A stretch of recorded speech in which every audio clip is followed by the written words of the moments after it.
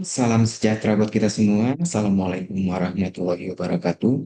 Om Swastiastu, Namo Buddhaya, salam kebajikan, Rahayu. Perkenalkan, saya Frido Saridua Simatupang, dosen tetap program studi manajemen Universitas Jenderal Ahmad Yani.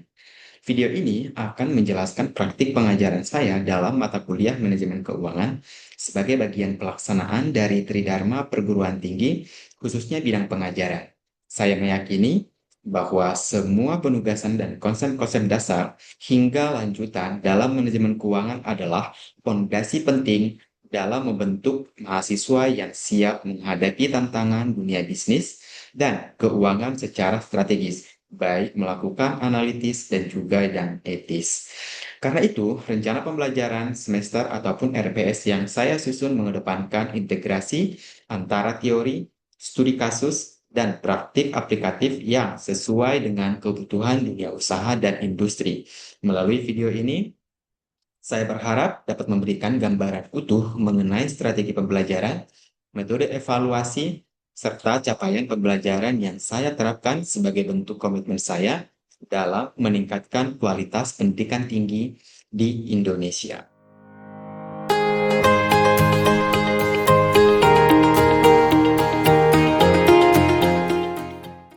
Berikut merupakan penjelasan dari rencana pembelajaran semester untuk mata kuliah manajemen keuangan dengan bobot 3 SKS. Capaian pembelajaran yang diharapkan setelah mahasiswa menyelesaikan pembelajaran untuk mata kuliah manajemen keuangan ini adalah mahasiswa diharapkan bisa bekerja sama dan memiliki kepekaan sosial serta kepedulian terhadap masyarakat dan juga lingkungannya. Kemudian, kemampuan umum yang diharapkan dari mata kuliah manajemen keuangan ini adalah mampu menerapkan pemikiran logis, kritis, sistematis, dan inovatif dalam konteks pengembangan ataupun implementasi ilmu pengetahuan dan teknologi yang perhatikan dan menerapkan nilai humaniora yang sesuai dengan bidang keahliannya.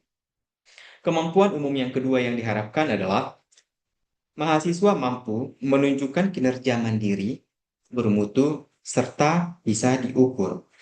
Kemampuan umum yang ketiga adalah mahasiswa mampu mengambil keputusan secara tepat dalam konteks-konteks penyelesaian masalah di bidang keahliannya berdasarkan analisis informasi dan data. Kemampuan umum terakhir yang diharapkan adalah mampu bertanggung jawab atas pencapaian hasil kerja yang berada di bawah tanggungannya dan mampu mengelola pembelajaran secara mandiri. Adapun kemampuan khusus yang diharapkan adalah mahasiswa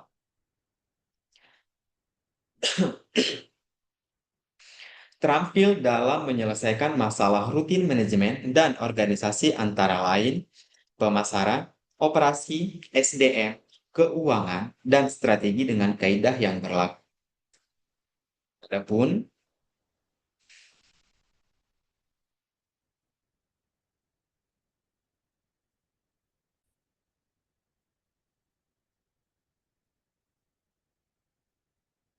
MK yang diharapkan dari pembelajaran mata kuliah manajemen keuangan adalah bagaimana mahasiswa mampu menjelaskan dan menguraikan konsep dasar manajemen keuangan serta isu-isu manajemen keuangan terkait seperti literasi dan juga inklusi keuangan, financial technology, dan crowdfunding, serta mampu menjelaskan dan membuat keputusan mengenai komponen-komponen aktiva lancar.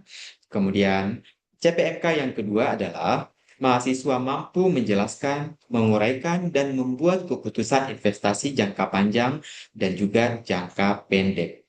Kemudian, mahasiswa mampu menjelaskan, menguraikan, dan membuat keputusan kelayakan investasi. Dan yang terakhir dari capaian mata kuliahnya adalah mahasiswa mampu menjelaskan, menguraikan, dan membuat keputusan pendanaan dan pembagian keuntungan.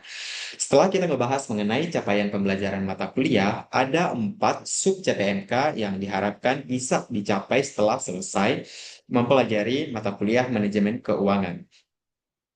Sub CPMK yang pertama adalah mahasiswa mampu menjelaskan dan menguraikan peran dan fungsi manajemen keuangan pada organisasi bisnis ataupun non-bisnis Ada pengertian literasi dan juga inklusi keuangan, financial technology, crowdfunding, serta mampu menjelaskan dan membuat perencanaan kebutuhan modal kerja, kas, piutang, dan persediaan. Sub CPMK yang kedua adalah mahasiswa mampu menjelaskan dan membuat keputusan manajerial dalam investasi jangka pendek. Sub CPMK yang ketiga adalah mahasiswa mampu menguraikan, menjelaskan, dan membuat keputusan kelayakan investasi ataupun capital budgeting, nilai waktu uang, replacement, investasi, dan umur proyek berbeda, dan capital rationing. Sub CPMK yang terakhir adalah mahasiswa mampu menjelaskan, menguraikan, dan membuat keputusan tentang sumber-sumber pendanaan jangka pendek, menengah, dan jangka panjang, serta kebijakan dividen. Deskripsi singkat dari mata kuliah ini adalah, dengan mempelajari mata kuliah manajemen keuangan, mahasiswa diberi kesempatan untuk memerankan diri sebagai calon manajer tingkat pertama yang memiliki sikap sesuai dengan perannya dan penugasan pengetahuan serta keterampilan dalam bidang keuangan pada bidang perusahaan bisnis ataupun non bisnis berskala menengah dan besar.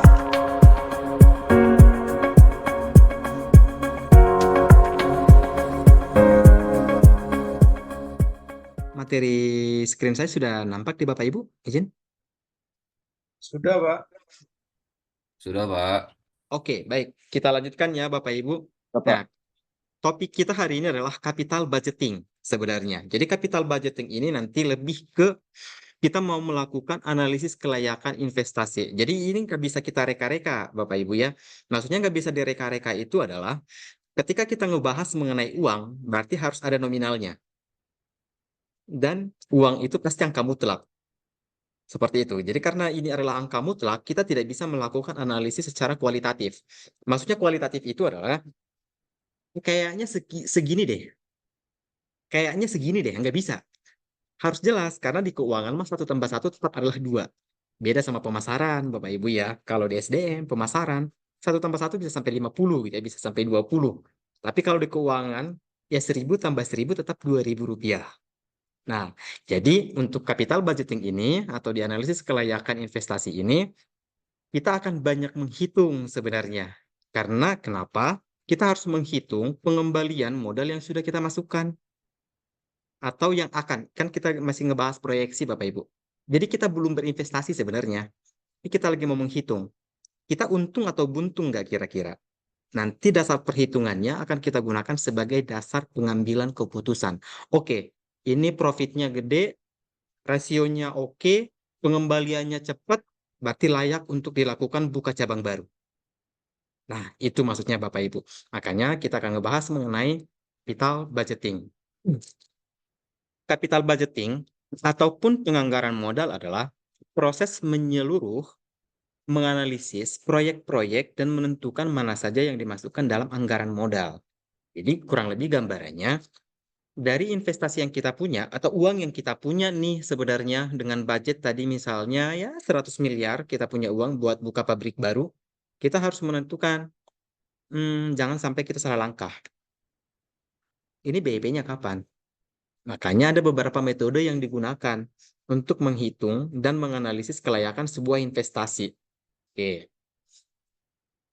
Analisis kelayakan investasi di sini dijelaskan adalah proses yang dilakukan untuk menilai apakah suatu investasi itu layak untuk dilaksanakan atau enggak. Proses ini melibatkan berbagai metode penilaian yang bertujuan untuk mengidentifikasi potensi keuntungan dan juga risiko yang mungkin dihadapi oleh para investor, kita sebagai investor atau perusahaan lah. Jadi nanti kita harus ngasih nih atau kita harus ngitung dengan modal yang kita keluarkan sekian rupiah, ini layak enggak? Pokoknya kata kuncinya layak atau enggak. Pokoknya di materi ini hanya ada kata layak atau enggak. Nah, karena itu akan digunakan sebagai dasar pengambilan keputusan. Seperti itu, Bapak Ibu. Kenapa kita harus melakukan analisis kelayakan investasi? Yang pertama sudah pasti sih. Biar kita nggak rugi di kemudian hari. Apakah selalu akurat? Misalnya, kalau saya tanya dulu nih Bapak Ibu ya. Ada siapa ya? Pak Gesti deh. Pak Gesti izin Pak. Oke, izin ya Pak. Oke,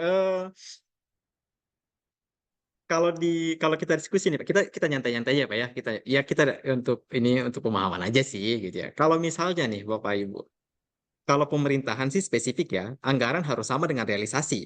Itu jelas. Makanya dipaksa tuh serapan anggarannya harus lu pakai 500 miliar, ya lu laporan 500 miliar gitu ya. Anggarannya misalnya 500 miliar, ya kamu harus ngabisin 500 miliar. Sedikit berbeda Pak dengan orang swasta.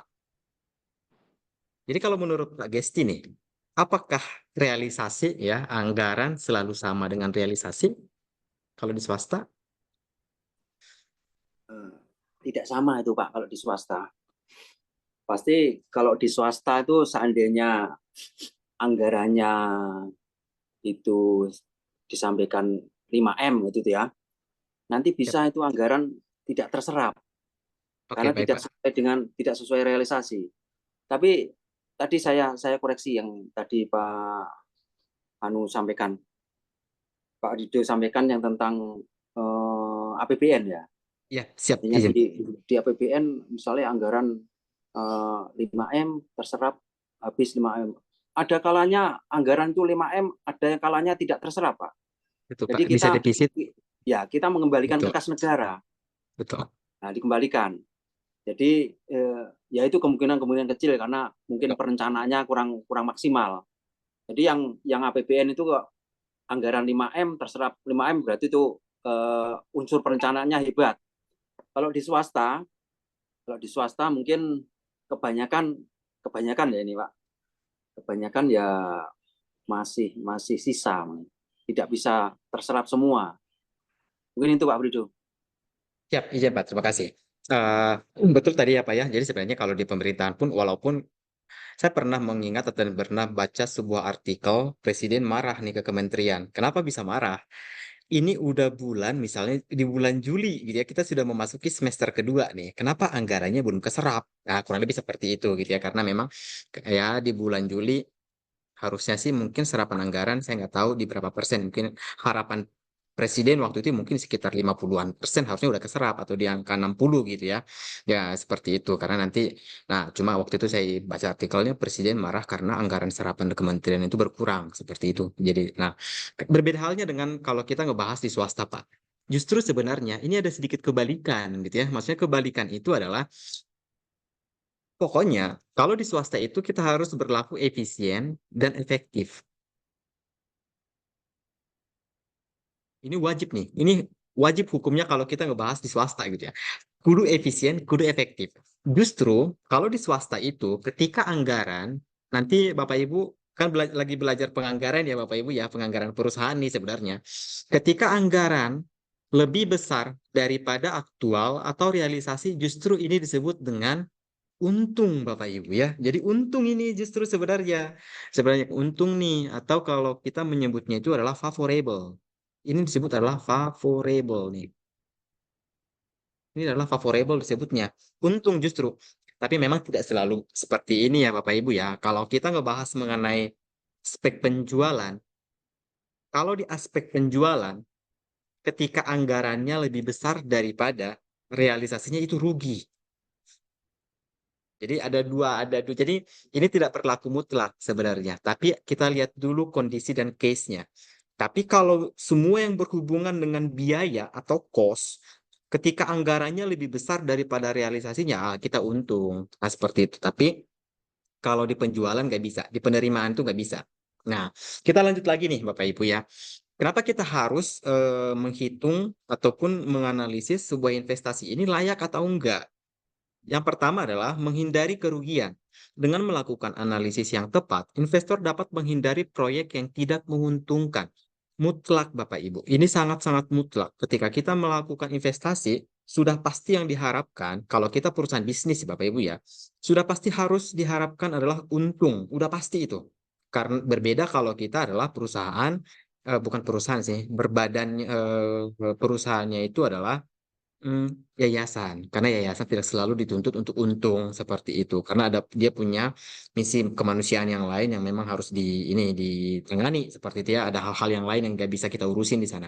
Tapi kalau kita masih perusahaan bisnis atau profit oriented namanya, ya ngapain kita melakukan investasi kalau kita nggak untung? Bahkan ketika kita eh, biaya sama dengan pendapatan, Bapak Ibu, biaya sama dengan pendapatan.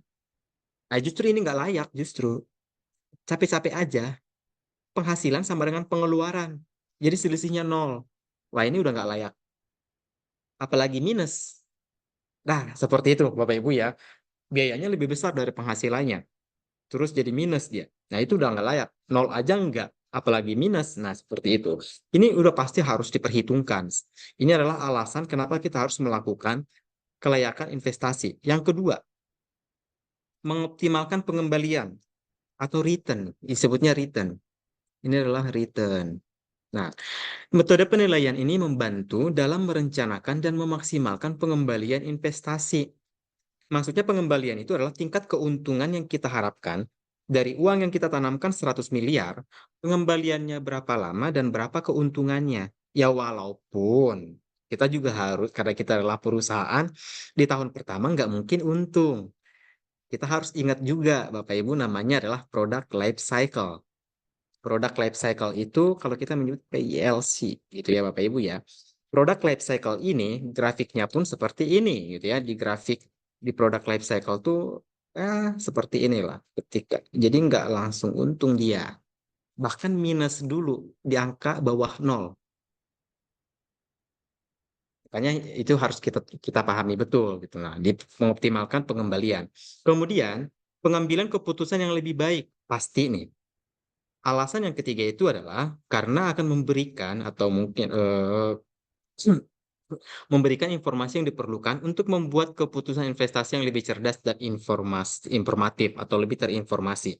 Inilah kenapa kita harus melakukan analisis kelayakan investasi, Bapak Ibu. Mas Jafar, tolong dibuat saya jadi host ya. Oke, Mas Jafar. Jadi co-host aja deh.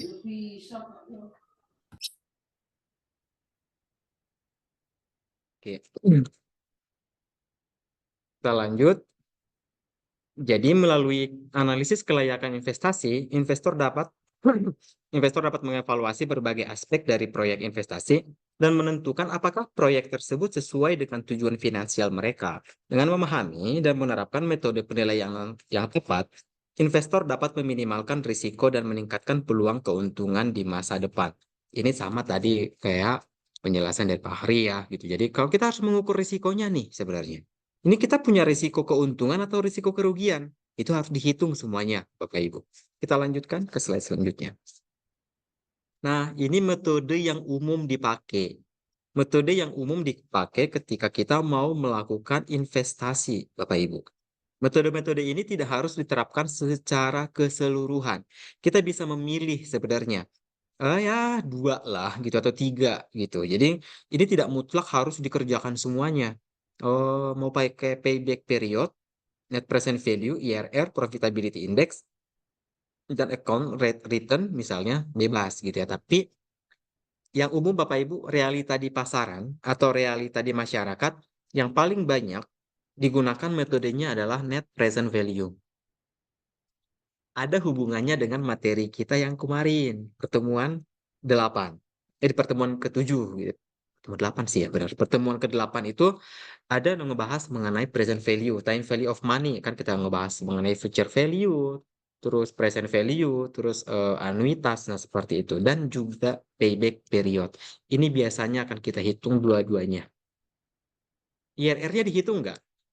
Dihitung sebenarnya Bapak Ibu, cuma bolehlah jadi pilihan kedua atau pilihan ketiga seperti itu. Jadi tidak harus semuanya kok. Tapi metode ini relate dipakai ketika kita mau melakukan buka cabang atau melakukan investasi. Saya akan menjelaskan satu persatu. Tapi sebelum saya jelasin ke metode yang pertama di payback period, ada yang mau kita diskusikan dulu Bapak Ibu? Atau barangkali ada yang mau tanyakan sebelum saya lanjutkan? Silakan. Tahu Bapak Ibu lagi mencoba untuk ada usaha gitu. Misalnya ini layak nggak sih kira-kira kalau kita mau bikin usaha ini bisa itu misal. Atau udah mau mendekati pensiun misalnya buat persiapan pensiun. Ada yang mau kita diskusikan Bapak Ibu silakan.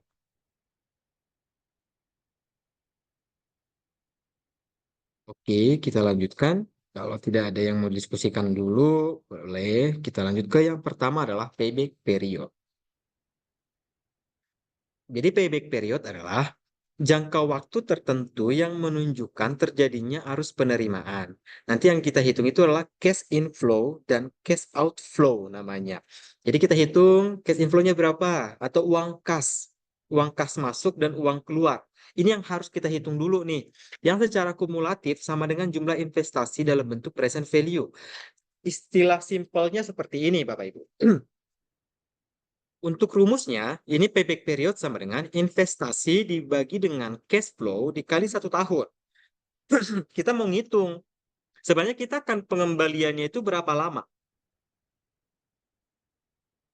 Kita investasi nih 100 miliar. Perhitungan cash flow-nya dulu nih sebenarnya. Kita buat proyeksi penerimaan. Kalau kita diasumsikan Bapak Ibu, kita hanya pakai asumsi dulu nih, kan belum diinvestasikan uangnya. Jadi masih proyeksi untuk menghitung dan mengambil keputusan di kemudian hari.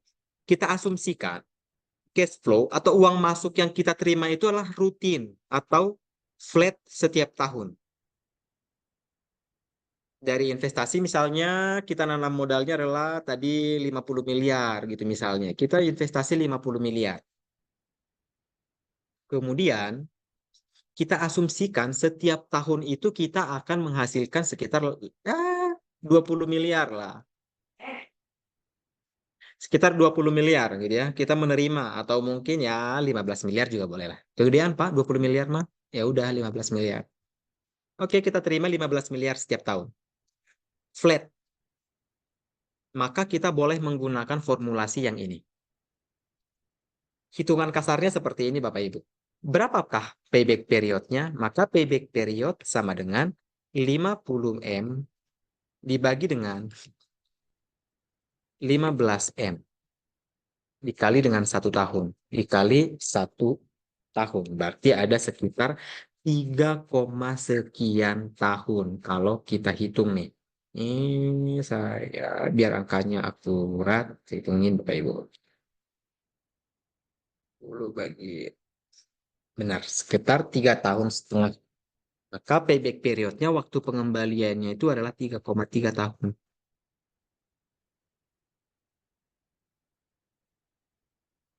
Kalau menurut Bapak Ibu layak nggak? Kalau kita investasi 50 miliar, terus kita penerimaan setahunnya adalah 15 miliar, layak nggak kira-kira investasi ini? Kalau kita lihat, Dilihat-lihat investasinya itu, Pak. betul Pak? Gimana? Kita asumsikan Dilihat dulu investasinya investasi apa. Jadi bisa kita bisa menilai itu 50 itu terus dapatnya 15 M itu layak apa enggak. Lihat dulu investasinya di bidang apa. Oke, terima kasih Pak Gesti. Bapak Ibu yang lain layak nggak kira-kira? 50 Layak, Pak. miliar, Layak, Pak. layak ya? Oke, Bapak Ibu yang lain ada, kalau tadi kan kondisional ya, kalau dari Pak Gesti sih kita lihat dulu Pak kondisinya gitu ya. Sebenarnya ini kita berbisnis di mana nih sebenarnya? Kalau kata Pak Syagian layak, gitu. Bapak Ibu yang lain ada yang bilang enggak, ini kayaknya nggak layak deh. Nah kurang lebih seperti itu. Ada yang berasumsi kalau investasi ini nggak layak Bapak Ibu? Jawabannya adalah kita harus tahu dulu sebenarnya kita berharap ini teh pulang berapa lama. Jadi kita belum bisa menentukan sebenarnya Bapak Ibu ini layak atau enggak. Karena kita belum tahu nih, karena kita saya tidak menentukan di awal. Kalau saya bilang, misalnya nih, saya menyebutkan di awal, oke, kita akan menghitung payback period dengan waktu 2 tahun. Misalnya dengan waktu investasi yang diharapkan itu adalah 2 tahun. Maka investasi ini dianggap tidak layak. Jadi kita tadi, misalnya kalau saya respon dari Pak Gesti, misalnya, Pak kita harus tahu dulu bisnisnya apa. Kita asumsikan kita udah tahu, Pak. Jadi kita di pabrik roti, misalnya ya udah di pabrik roti tadi, misalnya atau di pabrik air mineral gitu misalnya. Jadi kita asumsikan kita udah sepaham nih gitu. Jadi kita harus tahu dulu sebenarnya si perusahaan menetapkan ini tuh lama investasinya mau berapa lama. Nah, tapi kalau saya sebutkan misalnya di awal 2 tahun loh masa pengembaliannya, kata si investor atau kata kita lah gitu ya, atau kata si investornya, pokoknya harus balik dalam jangka waktu 2 tahun. Maka investasi ini dianggap tidak layak. Seenggaknya kalau kita mengharapkan pengembalian kurang dari 2 tahun, ini sudah harus di 30 miliar Bapak Ibu. Kita harus dapat 30 miliar setiap tahun, baru bisa dianggap layak.